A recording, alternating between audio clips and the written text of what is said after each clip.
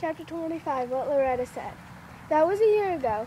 I hid in the down under for days and days and kept the door closed, which is why I missed the funeral and the fair when going away. Graham told me about it afterward, how she couldn't stand to live in the house with Kevin gone, and who could blame her. Graham threatened to unscrew my bedroom door, but he never did. He just kept saying that I should come out for Graham's sake. And sometimes she'd come down and say I should come out for Graham's sake. And so on and so forth, until finally I gave up and came out.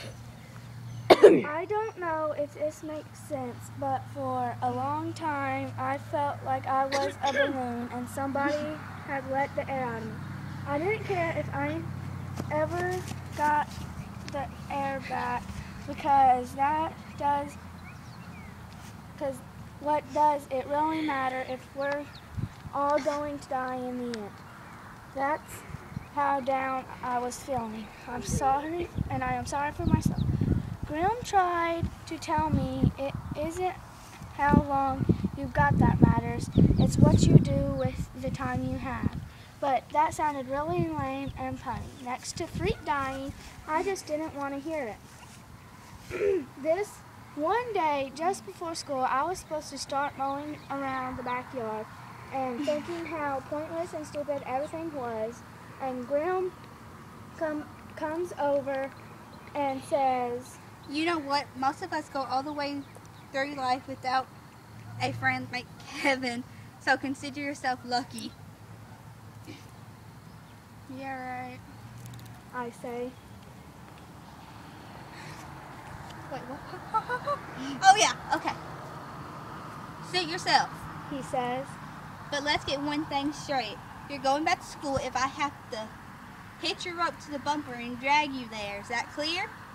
So I went and hated every minute of it, and I especially hated how people kept feeling sorry for me as if it was me who died.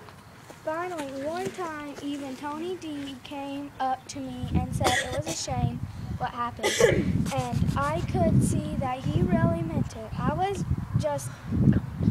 I just blew up and told him if he ever felt sorry for me again, I'd put him head first in the mill pond and pound him down in the mud like a fence post. So we're enemies again, which is just the way I liked it. Not too long after that, this was winter by then, I saw Loretta Lee in the street. She still had the neck brace, and you could smell booze on her breath. But what do you expect? A miracle just because she lost her head and acted good for a couple of minutes? Anyhow, Loretta sees me and she says, "Did you hear about Gwen? She's in California and she's got a new boyfriend. His name is Rick and they're crazy about each other. Ain't that good news?" I guess so. "Take it from me," she says. "It is. So what are you doing these days?" Nothing. Nothing. She gives me this long look and she goes, "Nothing is a drag, kid. Think about it." I thought about it all the way home. That night I pulled the pyramid box from under the bed and got the empty box out of the pyramid, and I'm thinking, who are you kidding, Maxwell Kane? You haven't got a brain, and that's the truth.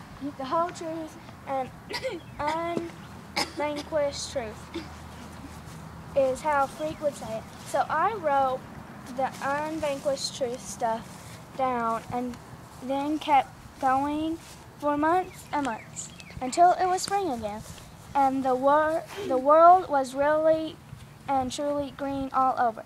By the time we got there, which I guess shall be the end, I'm feeling okay about remembering things, and now I've written a book. Who knows?